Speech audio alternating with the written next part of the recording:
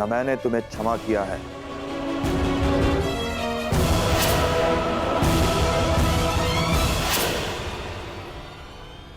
और ना ही यहां से जाने की अनुमति दी है।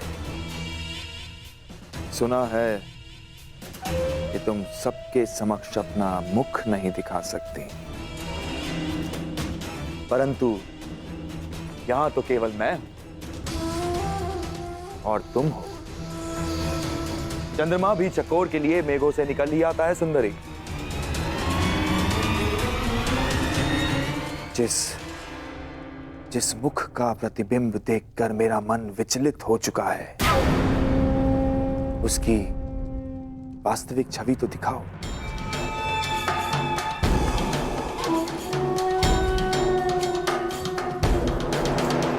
ऐसा दुस्साहस मत कीजिएगा।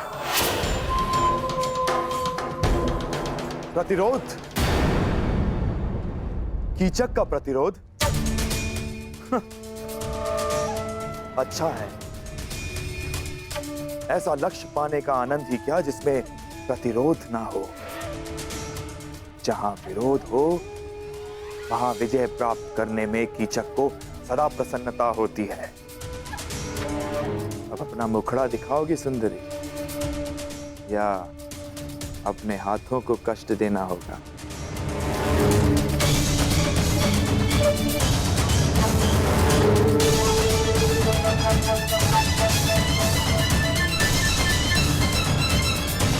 कीचक!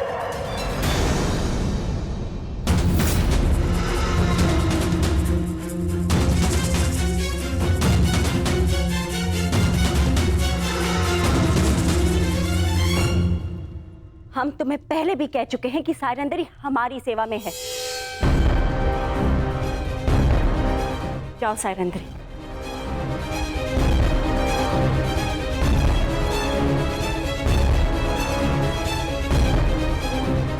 अरे क्या बहना, मैं तनिक परिहास ही तो कर रहा था।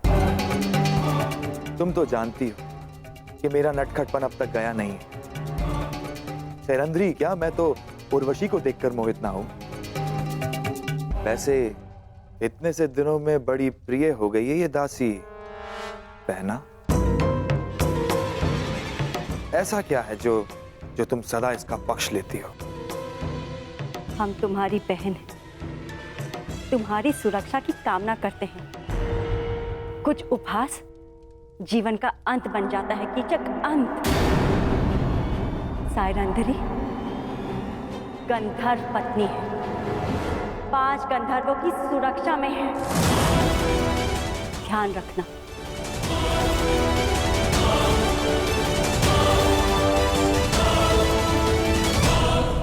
धन्य हो बहना, धन्य हो। अपने भ्राता का इतना ध्यान, अद्भुत।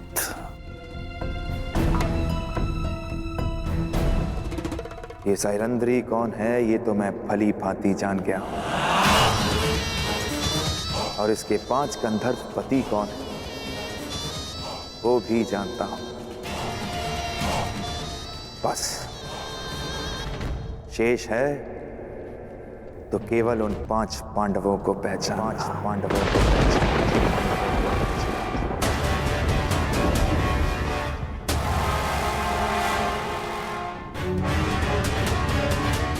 हमारे पुत्रों को ये बात बतानी ही होगी।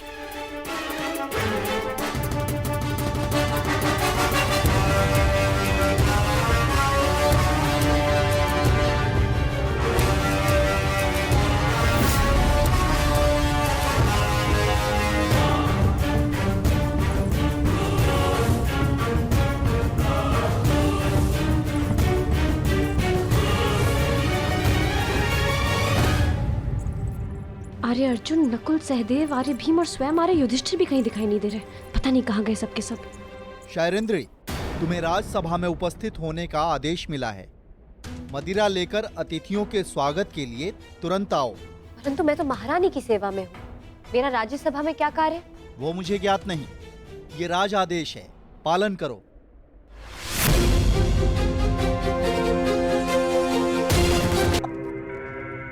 आइए विराट राज। ये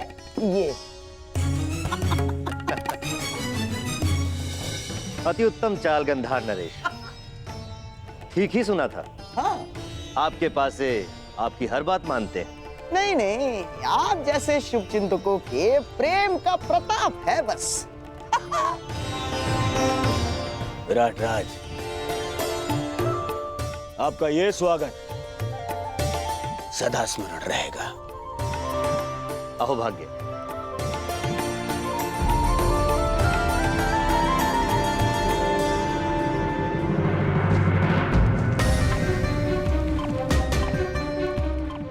ये सब क्या है अनुज? मैंने कहा था ना कि राज्यसभा में कोई नहीं आएगा। जब उस सभा में हम एक साथ थे भ्राताश्री, जहाँ दुर्भाग्य हमने जानते पूछते स्वयं चुना था, तो इस सभा में भी हम एक साथ ही रहेंगे। जहाँ दुर्भाग्य फिर से हमारी खोज में आया है, हम आपको और पांचाली को यहाँ ही शत्रु के मध्य अकेला छोड़कर नहीं जा सकते। समझने की कोशिश करो अनुज। यदि दुर्योधन ने हम में से किसी को भी पहचान लिया तो अनिष्ट हो जाएगा। भ्राताश्री, जब आप दूसरे अनुजों को नहीं पहचान पाए तो मद में चोर दुर्योधन कैसे पहचान पाएगा?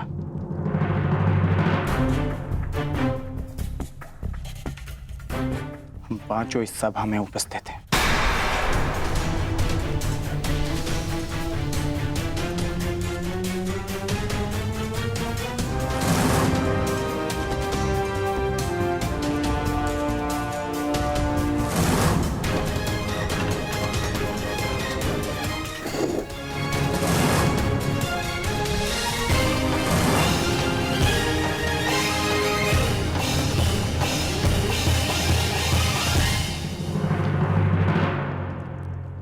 लेकिन फिर भी अनुज, यहां दुर्योधन के साथ साथ मामा शकुनी भी उपस्थित है।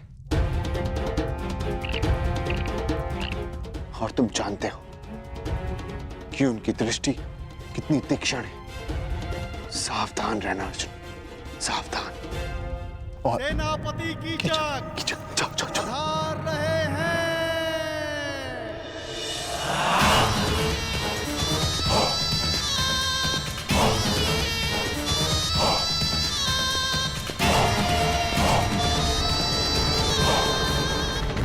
सत्कार में कोई त्रुटि तो नहीं रह गई मित्र दुर्योधन? एक कमी थी, तुम्हारे साथ की मित्र, जो अब पूर्ण हो जाएगी। वैसे बहुत आनंद आ रहा है। विराट का जनपद है मित्र, आनंद भी विराट ही होगा। तनिक प्रतीक्षा तो करो।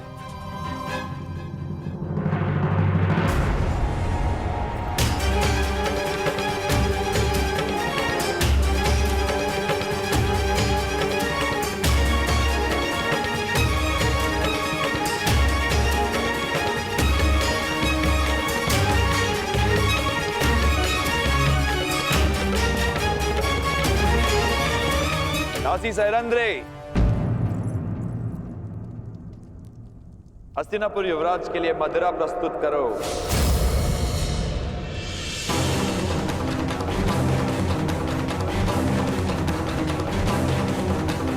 हाँ दासी, आओ थोड़ी मदिरा और दे दो।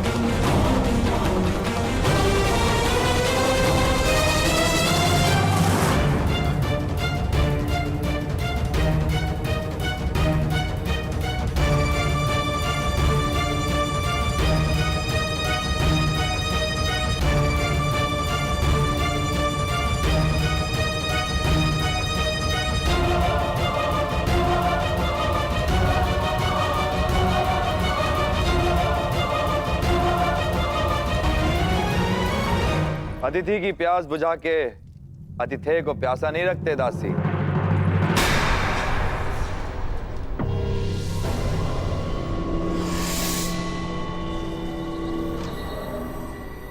लाओ हमें भी मदिरा पिलाओ।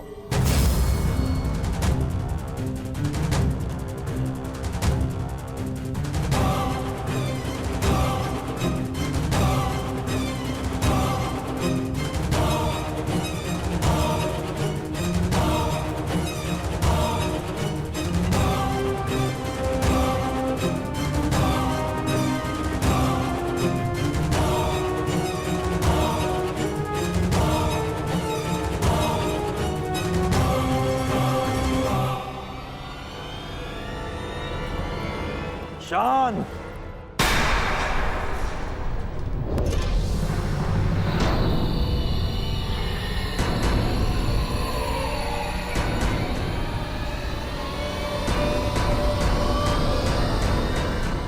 बंद करो ये नृत्य। मुझसे कोई भूल हुई क्या? अपने घुंघरू उतारो। सुना नहीं तुमने? अपने घुंघरू उतारो।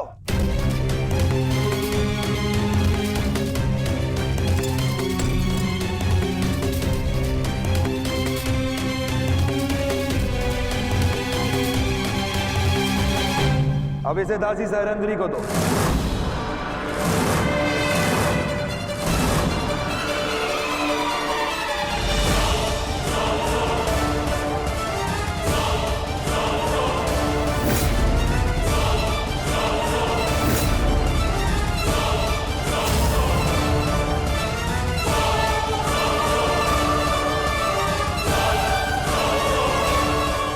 सुना है नृत्य कला में बड़ी प्रवीण है ये दासी। हमें भी देखना है। दासी सैरंद्री, अतिथियों के समक्ष नृत्य प्रस्तुत करो।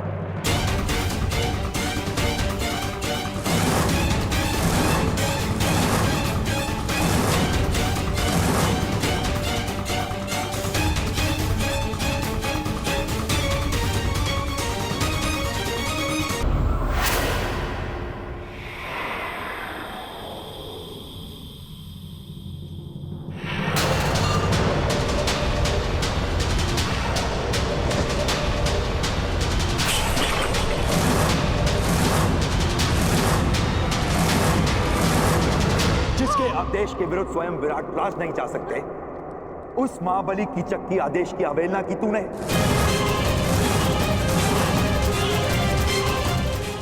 मूर्ख दासी, मेरी शक्ति, मेरे अधिकार के विरुद्ध जाने की अवहेलना की तूने।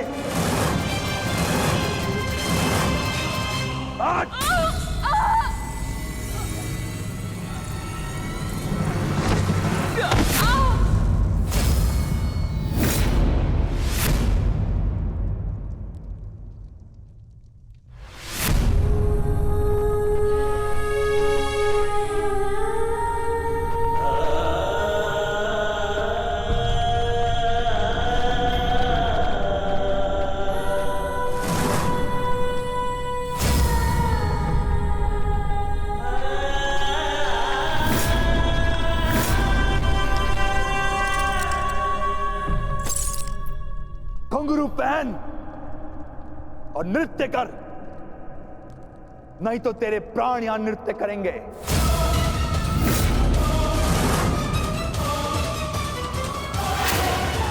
आज तुझे नृत्य करना पड़ेगा। मैं महारानी के वचन की सुरक्षा में उनके अतिरिक्त कोई मुझे आदेश नहीं दे सकता। हट! और सारा विराटनगर सुरक्षा के लिए मुझ पर आश्रित है।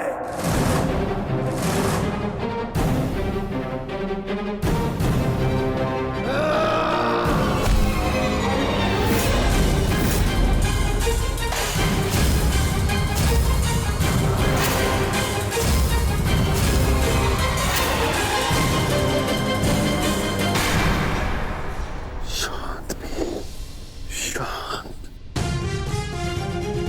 ये समय शांत रहने का है, क्योंकि यहाँ पर दुर्योधन भी उपस्थित है। नहीं ज्येष्ठ, यदि इसने पांचाली का और अपमान किया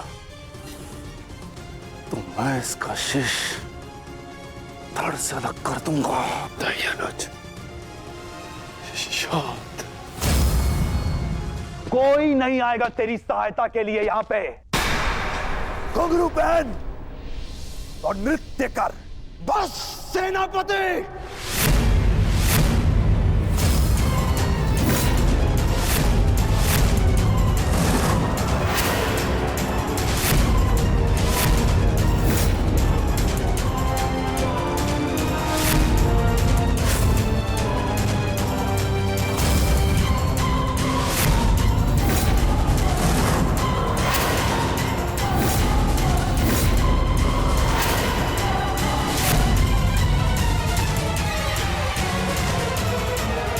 आएगा तेरी सहायता के लिए यहां पे। घुंघरू पहन और नृत्य कर, बस सेनापति।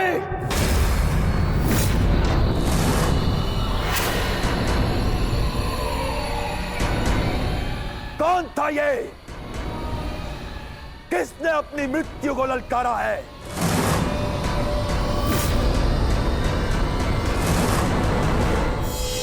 यदि कोई अपनी मृत्यु को पुकार रहा है तो वो तुम हो सेनापति कीचक।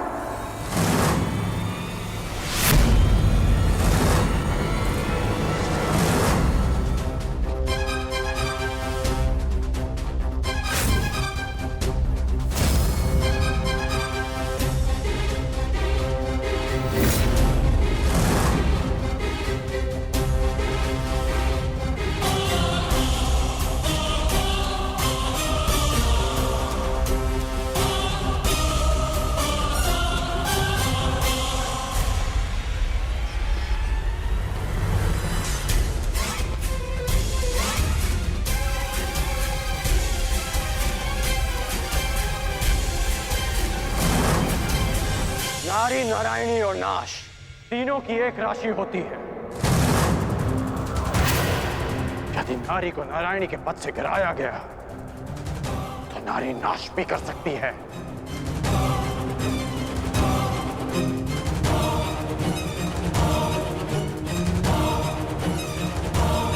और आप युवराज, अभी तक एक नारी के अपमान का कलंक हस्तिनापुर और हमारे मस्तक से उतरा नहीं कि आप एक और अपमान के भागीदार बनने जा रहे हैं। आपको पांचाली से प्रतिशोध लेना था ना, वो आप ले चुके हैं।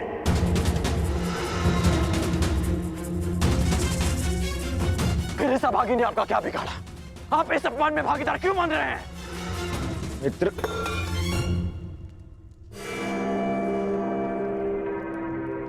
शांत हो जाओ, शांत। मैं यहां केवल अतिथि हूं। ये मेरा राज्य नहीं है, विराट राज्य है।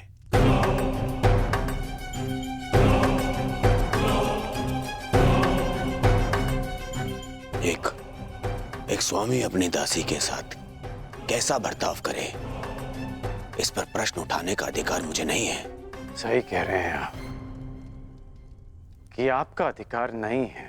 हाँ, परंतु ये आपका कर्तव्य है युवराज। एक नारी का अपमान रोकना हर पुरुष का कर्तव्य होता है।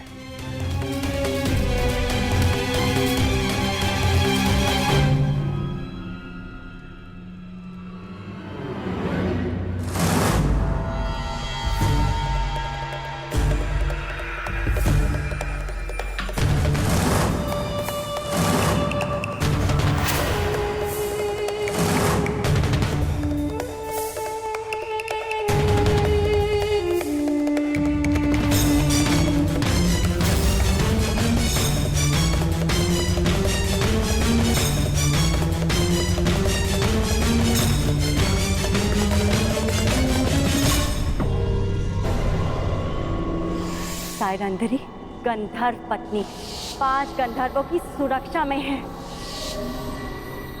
मेरा संदेह ठीक था। केवल द्रौपदी ही नहीं, 5 पांडव विराट में उपस्थित हैं। मित्र दुर्योधन को इन 5 की ही खोज है।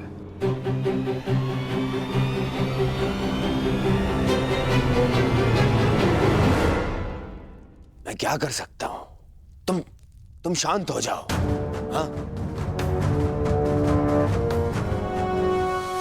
मित्र होने के नाते इन्हें दुर्योधन को सौंप देना मेरा कर्तव्य है, परंतु विराट ने पांडवों को आश्रय दिया है और यहाँ का सेनापति होने के नाते इसका कर वसूलना मेरा अधिकार है।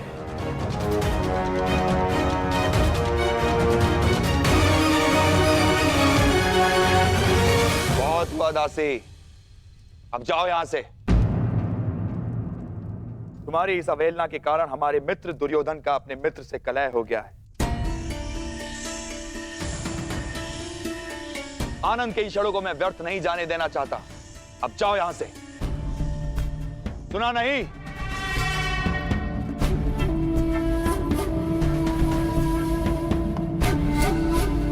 क्षमा चाहता हूं मित्र, और खेद है अंगराज, मैं तो आप लोगों का मनोरंजन करना चाहता था। इस दासी के दर्प ने मेरे कार्य को असफल कर दिया। क्षमा प्रार्थी हूं मैं आपका। ये आप कह रहे हैं सेनापति की इच्छा? हाँ, आपने ही तो कहा था अंगराज कि जो नारी का अपमान करता है वो अपनी मृत्यु को ललकारता है। और मुझे अपने प्राण बहुत प्रिय हैं। अगर कोई और भूल हुई हो तो सेवक को क्षमा कीजिएगा अंगराज। अरे अरे नहीं नहीं, चलो, कीचक ने क्षमा मांग ली है ना, आओ। हाँ? यही तो आश्चर्य है कि कीचक के व्यवहार में अचानक परिवर्तन क्यों आया। कर्ण,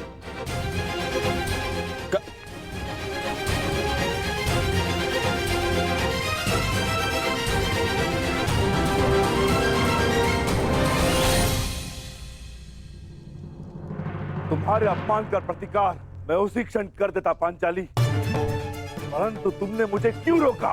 क्योंकि 12 वर्ष की प्रतीक्षा, हमारी प्रतिज्ञा पूरी करने की तपस्या को भंग नहीं करना चाहती थी मैं। और आज भी कीचक ने जो कुछ किया उस दुर्योधन की उपस्थिति के कारणवश किया। अब मुझे केवल उस क्षण की प्रतीक्षा है जब युद्ध का शंखनाद होगा और मैं अपनी आंखों के सामने एक एक कौरव का नाश देखूंगी।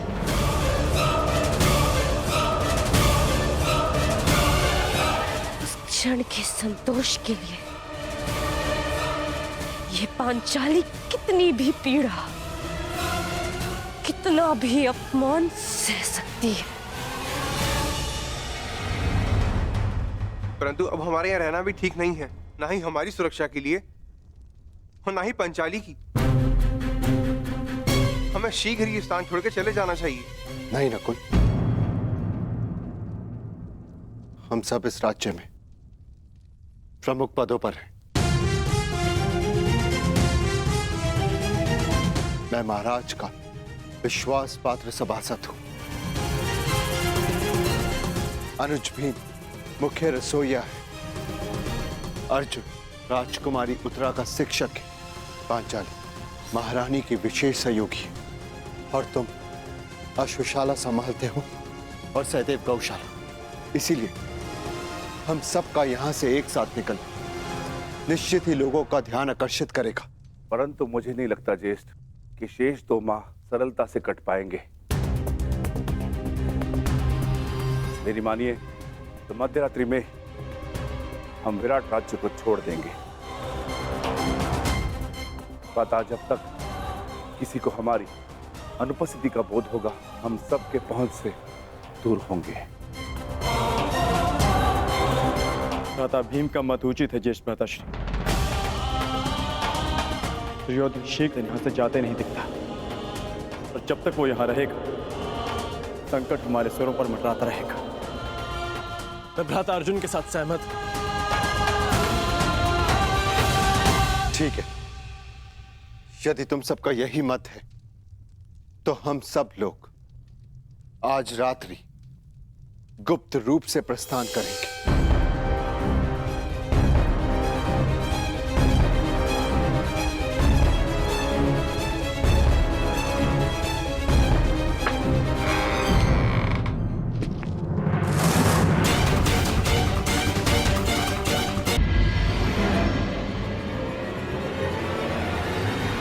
सेनापति कीचक, आप यहाँ पर?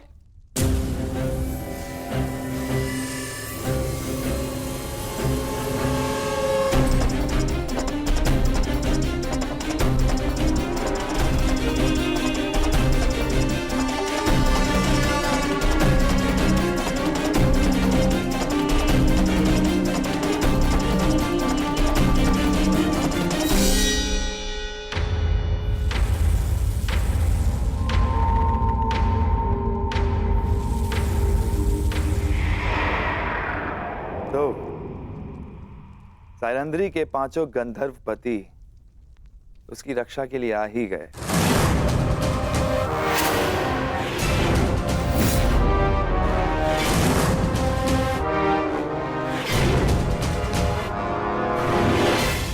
प्रणाम ज्येष्ठ गंधर्व। आपकी योजना अच्छी थी, परंतु विराट में कीचक से कुछ भी गुप्त नहीं रहता।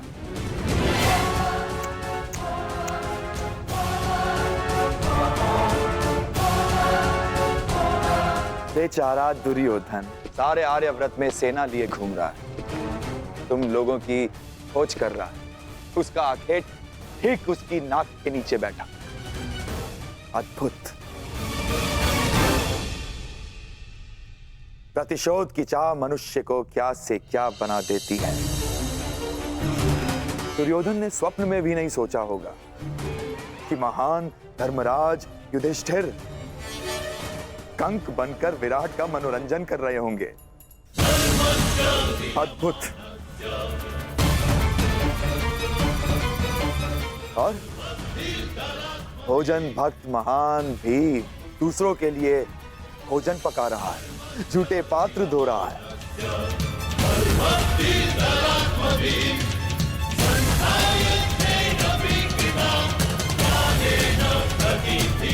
और तुम अर्जुन पशुपतास्त्र धारण करने वाला किन्नर का जीवन जी रहा है।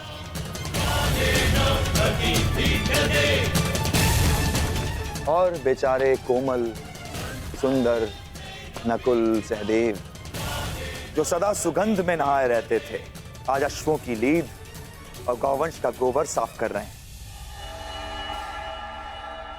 अद्भुत।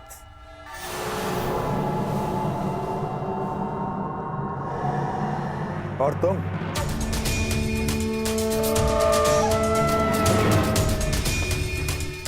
पिछले 13 वर्षों से अपने खुले केशों को बांधने की चाह रखने वाली यज्ञसेनी सुदेशना के केश सज्जित कर रही है। अति मनोरंजक।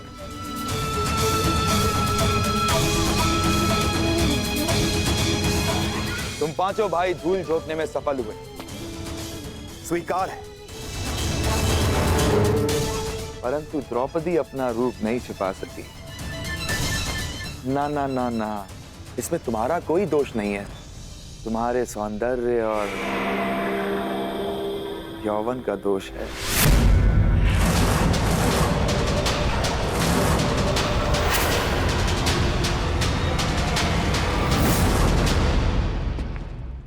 तुम्हें हो क्या जाता है कर? क्यों भरी सभा में तुमने कीचक के साथ में विवाद किया? और जो कीचक ने किया उसका क्या है? आपने उस अपमान का विरोध तो नहीं किया युवराज? अरे तुम्हें समझ में क्यों नहीं आता है? जिससे सहयोग की अपेक्षा हो उसका विरोध नहीं किया जाता। जिस वृक्ष से फल खाने हो उसे काटा नहीं जाता। इस समय हमें कीचक के सहयोग की सबसे अधिक आवश्यकता है, इसलिए मैंने उसका विरोध नहीं किया। करता तो उसका सहयोग खो देता। तुम्हें पहचानने के पश्चात मन करता है कि भूल जाऊं दुर्योधन को, उसकी मित्रता को और उस वचन को कि मैं तुम सबको ढूंढने में उसकी सहायता करूंगा। बस मुझे एक पुकार लगाने की देरी है। मेरे एक शब्द पे पुनः तुम लोगों को 12 वर्षों के वनवास का मार्ग दिखा सकता है।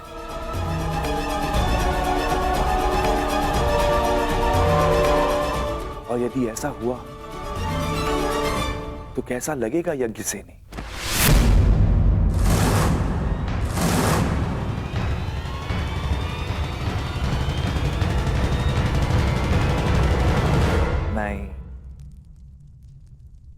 मैं ऐसा पाप होने नहीं दे सकता। मैं तुम्हारी केश राशि को सज्जित देखना चाहता हूं, तुम्हारे रूप को आभूषणों सहित देखना चाहता हूं, और इसके लिए मुझे अपने मित्र से द्रोह भी स्वीकार है। परंतु इस भेद को भेद रखने के लिए एक मूल्य चुकाना होगा।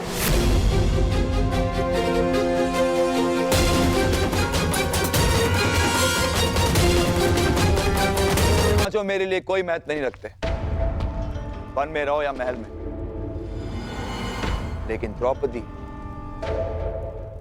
के लिए ये भेद ना खुलना जरूरी है।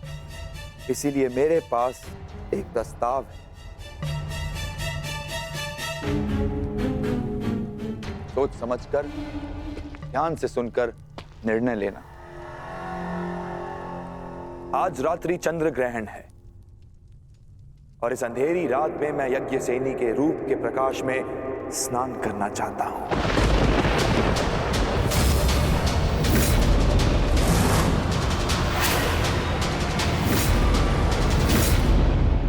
यदि उस स्त्री का मान भंग हो जाता तो हस्तिनापुर फिर से अपना सम्मान खो बैठता। युवराज, क्या पांडवों को ढूंढने के लिए आप फिर से हस्तिनापुर का सम्मान दांव पर लगा देंगे?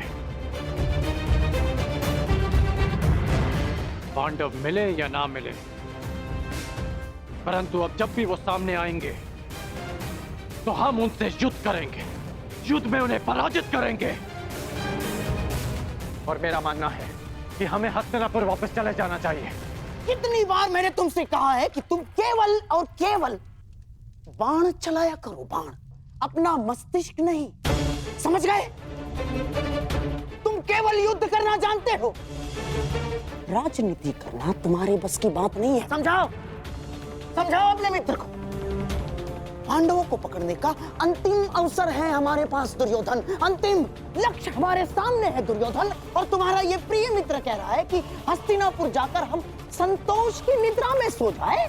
मैं ये नहीं कह रहा हूं कि हम संतोष की निद्रा में सो जाएं। तो मैं ये कह रहा हूं कि हमें हस्तिनापुर शीघ्र ही लौट जाना चाहिए, क्योंकि यहां रहकर हम अपना समय व्यर्थ कर रहे हैं। क्या कहा तुमने? युवराज, सेनापति कीचक ने हमें सहायता का वचन दिया है। यदि पांडव यहां होंगे तो वो अवश्य उन्हें पकड़ लेंगे। हमें हस्तिनापुर वापस चले जाना चाहिए, क्योंकि पांडव यहां नहीं मिले तो हमें संभावित युद्ध के लिए तैयार रहना चाहिए। और आप दोनों भूल रहे हैं कि पांडवों का अज्ञातवास पूर्ण होने में केवल 2 माह शेष हैं। 2 माह शेष है, 2 माह शेष है। क्या हो जाएगा 2 माह शेष है तो? फिर से युद्ध है? युद्ध, युद्ध, युद्ध, कर्ण, केवल युद्ध। तुमने कभी शांति नामक शब्द सीखा भी है या नहीं कर्ण? हाँ, कहीं ऐसा तो नहीं कि तुम जिसे संभावित कह रहे हो उस युद्ध को तुम निश्चित करना चाहते हो ना? अर्थात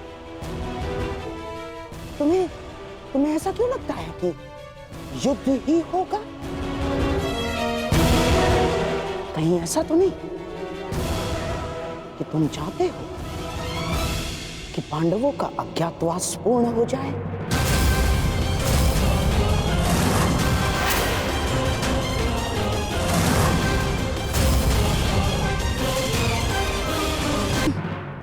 कि तुम चाहते हो कि पांडवों का अज्ञातवास पूर्ण हो जाए?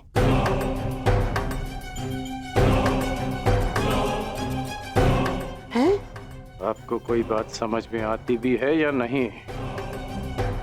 मैं केवल इतना कह रहा हूं कि हमें सबसे भीषण परिस्थिति के लिए तैयार रहना चाहिए।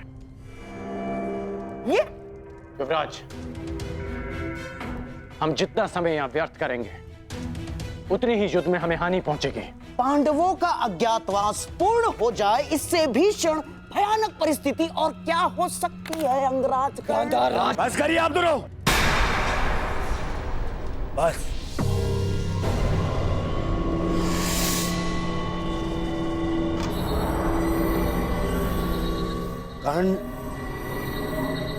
कर्ण ठीक कह रहा है।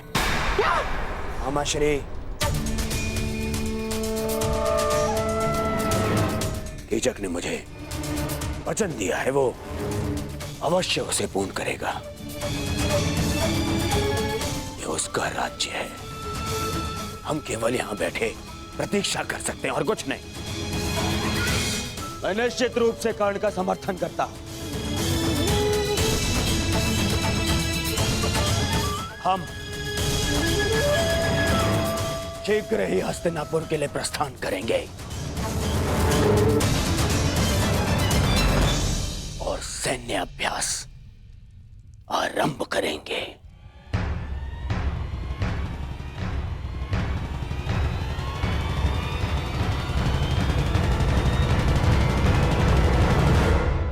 आज रात्रि चंद्र ग्रहण है और इस अंधेरी रात में मैं यज्ञ सेनी के रूप के प्रकाश में स्नान करना चाहता हूं।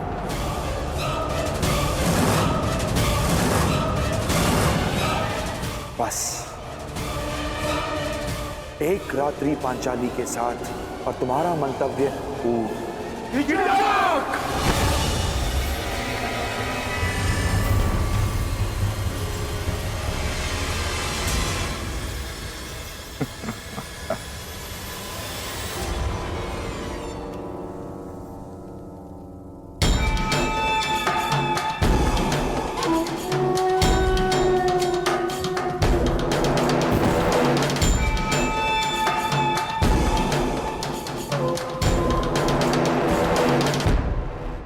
क्रोधित क्यों होते हो? और वैसे भी पांचाली के पास अक्षत यौवन का वरदान प्राप्त है।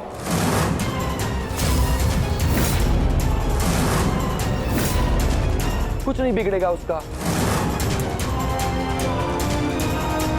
बस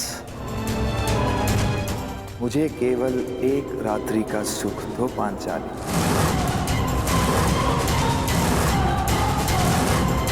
मैं इन सब का भेद रहने दूंगा।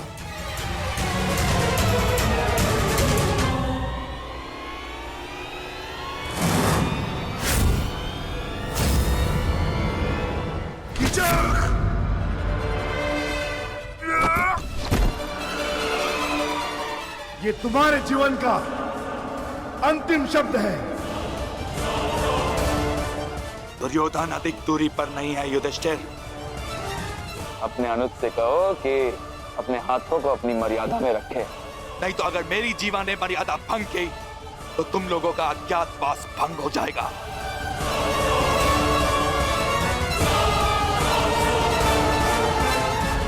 नहीं भीम,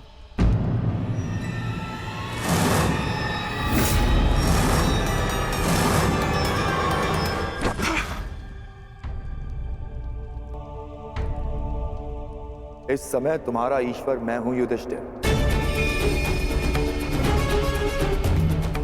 तुमको जीवन देने या नष्ट करने की शक्ति केवल मेरे पास है। एक बात बता दूं पांचाली, मुझे प्रेम में विरोध आता है, परंतु प्रेसी की प्रतीक्षा मुझे रुष्ट कर देती है। समय पर आओगी तो सबका समय ठीक रहेगा।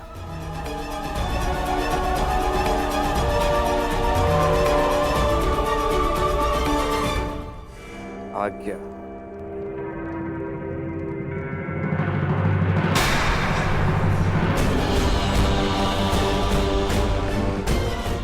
प्रणाम जयेष्ठ गंधर्व।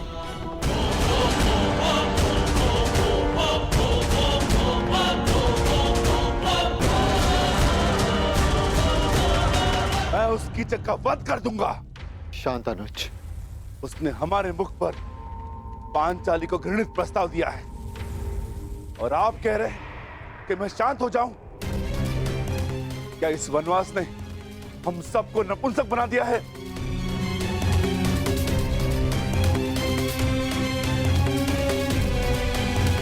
तुम बोलो अर्जुन, क्या इस समय शांत रहने का है?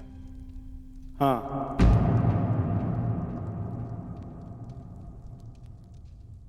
मैं ज्येष्ठ भ्राता श्री से सहमत हूं।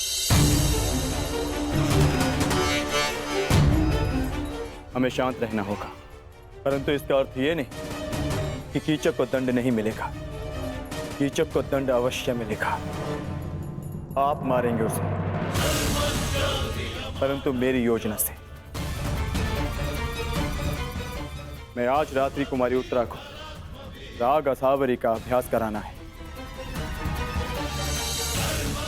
उस सभा में ज्येष्ठ भ्राताश्री मेरे साथ उपस्थित होंगे और पांचाली कीचक को अपने कक्ष में आने का आमंत्रण देगी। और यह सुनिश्चित करना होगा कि कीचक उस कक्ष की ओर जाते हुए कोई न देख सके।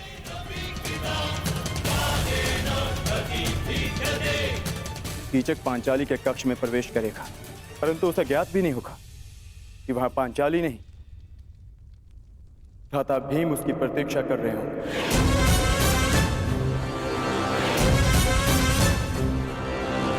मैं सुनिश्चित करूंगा कि कीचक के चीत्कार मेरे पुखावज की ध्वनि में किसी को सुनाई न दे। और ज्येष्ठ भ्राताश्री ये निश्चित करेंगे कि जिस समय कीचक का वध हो रहा हो उस कक्ष की ओर कोई न जा सके,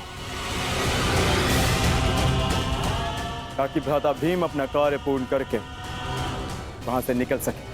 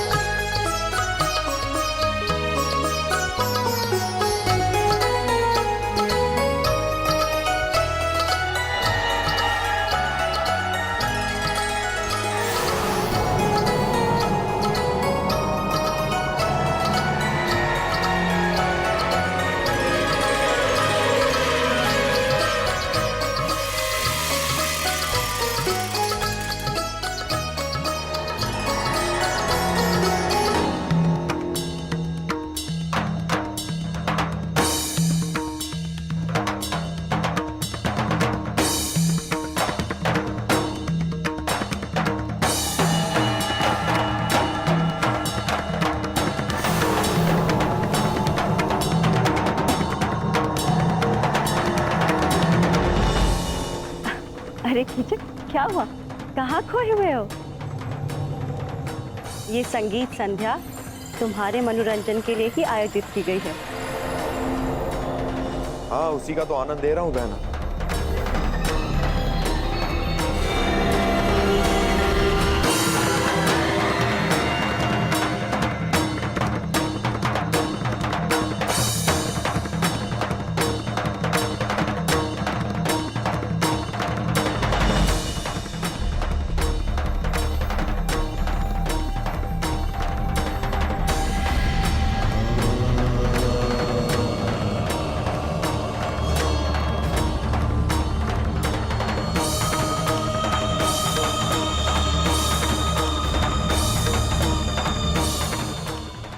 आई क्यों नहीं पांचाली? मित्र दुर्योधन के समक्ष पांडवों के अस्तित्व का भेद खोलने का समय आ गया है।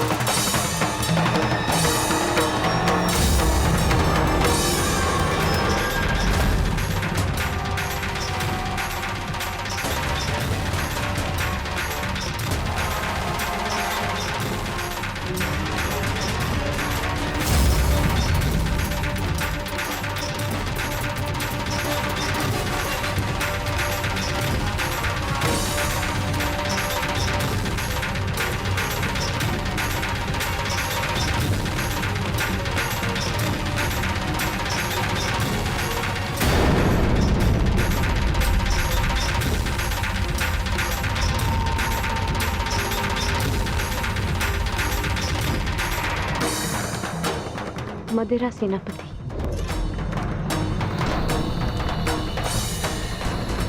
मुझे आपका प्रस्ताव स्वीकार है।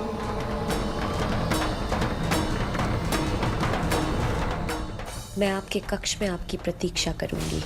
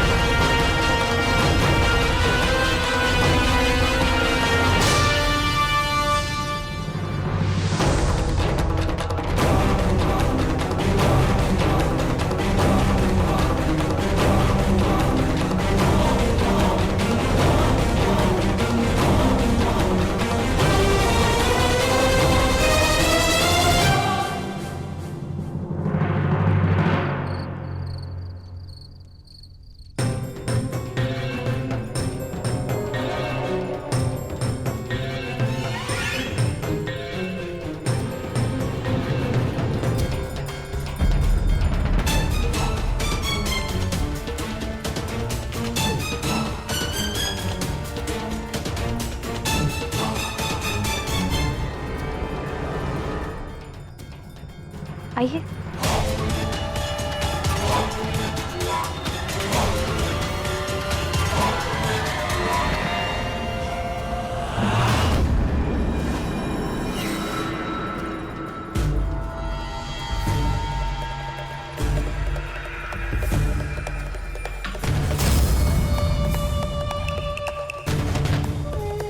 क्या हुआ?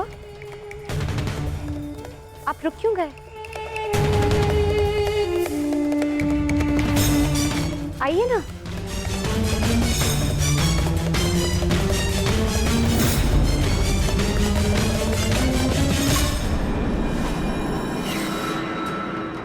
जिस सैरंध्री ने मेरे घूंघट उठाने पर इतना कड़ा प्रतिरोध किया था, वो मेरे साथ रात्रिवास के लिए इतना शीघ्र कैसे मान गई?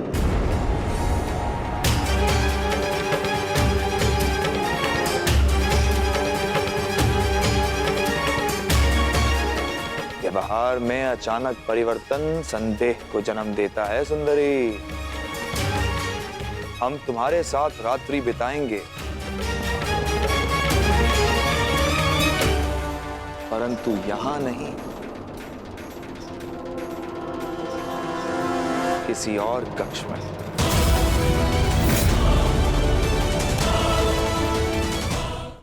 रात्रि ही तो बितानी है, किसी और कक्ष में। देखो, अस्वीकार करोगी तो मुझे और संदेह होगा, और ये संदेह तुम्हारे हित में नहीं।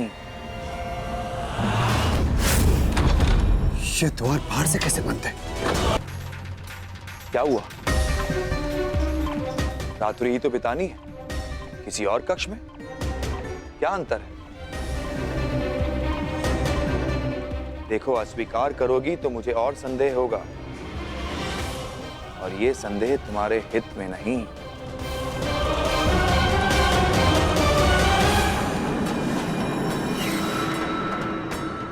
स्वीकार है।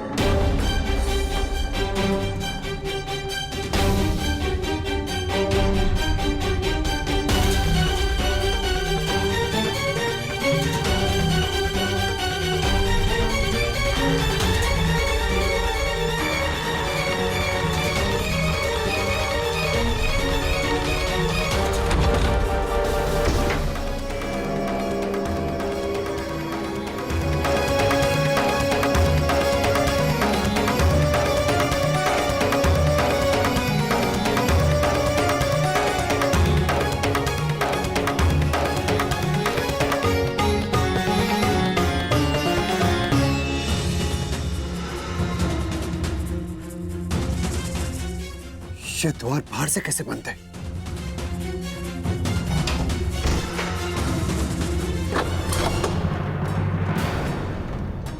भीम, पांचाली कहाँ है? कीचक को कुछ संदेह हो गया है, वो पांचाली को लेकर कहीं और गया है। कहाँ ले जा सकता है वो पांचाली को? वहां जहां हमारे बीच कोई विघ्न न डाल सके, महाराज के कक्ष में। महाराज वहां संगीत का आनंद ले रहे हैं और यहां आने का साहस किसी में है नहीं। तुम्हारे 5 पतियों में भी नहीं, क्योंकि मेरे सैनिक उन पर दृष्टि रखे हुए हैं। वो यहां आए, दुर्योधन तक सूचना पहुंच जाएगी। क्या है ना कि अपने शत्रु से 4 पग आगे रहना कीचक का स्वभाव है।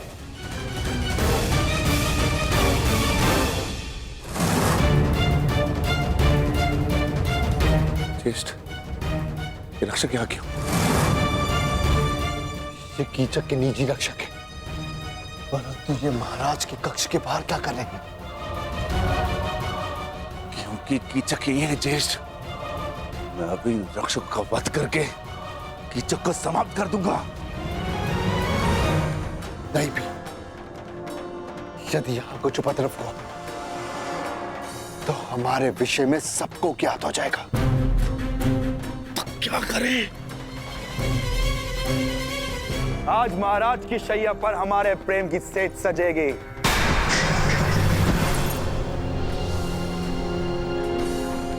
अब वही घूंघट डालकर बैठो जो उस दिन तुमने उठाने नहीं दिया था। सैनिकों,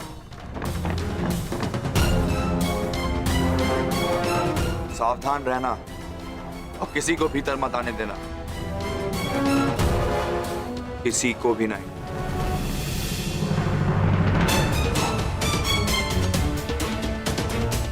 तुमने क्या सोचा पांचाली, मैं मूर्ख हूं कि तुम्हारी सुंदरता पर आसक्त होकर यह भूल जाऊं कि तुम कितनी चतुर भी हो। यदि बुद्धि और रूप का संयोग प्रेमिका में हो तो पुरुष सबसे भाग्यशाली होता है, परंतु यदि स्त्री को उस पुरुष से घृणा हो तो यही संयोग महासंकटकारी हो सकता है। और तुम तो मुझसे कितनी घृणा करती हो ये मैं तुम्हारी आंखों में देख चुका हूं सुंदरी। तुम्हारे 5 पति मुझे रोकने का हर संभव प्रयास करेंगे, परंतु वो कुछ कर नहीं पाएंगे। इस कक्ष में प्रवेश नहीं कर पाएंगे वो लोग।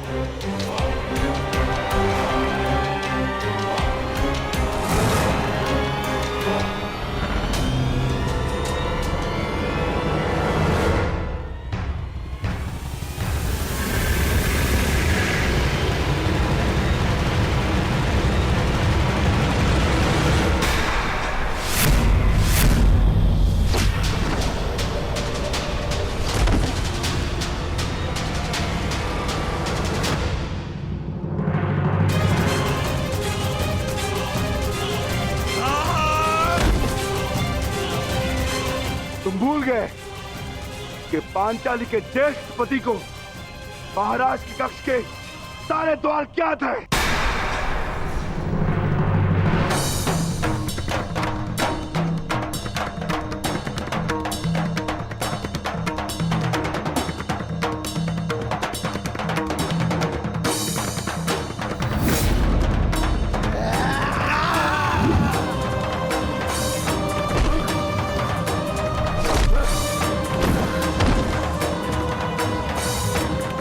यही कक्ष तेरी समाधि बनेगा भीम। और मैं तुम्हारे भाग्य में समाधि भी नहीं आने दूंगा।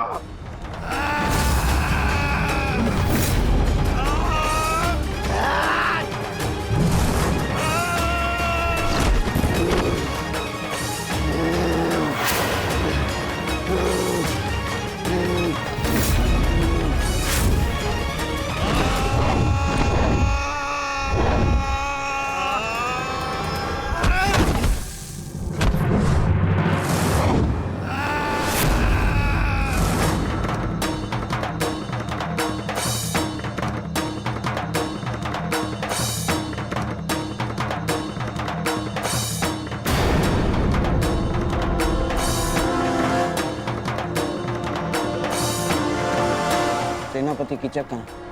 क्षमा कीजिए गांधार नरेश, इसकी कोई सूचना नहीं है।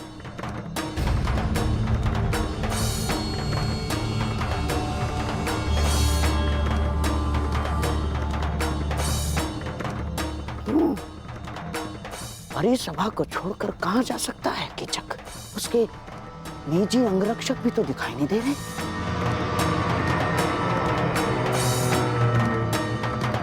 कहीं ऐसा तो नहीं कि कीचक संकट में हो? और हाँ, संकट केवल पांडवों की ओर से आ सकता है।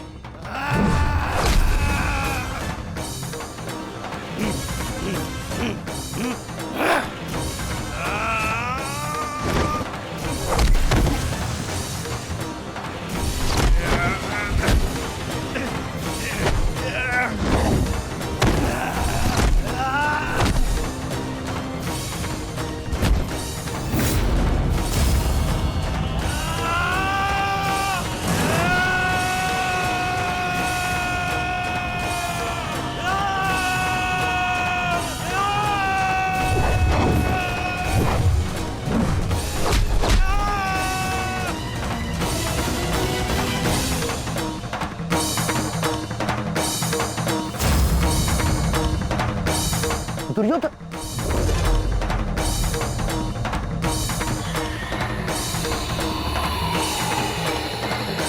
मुझे स्वयं ही जाकर देखना होगा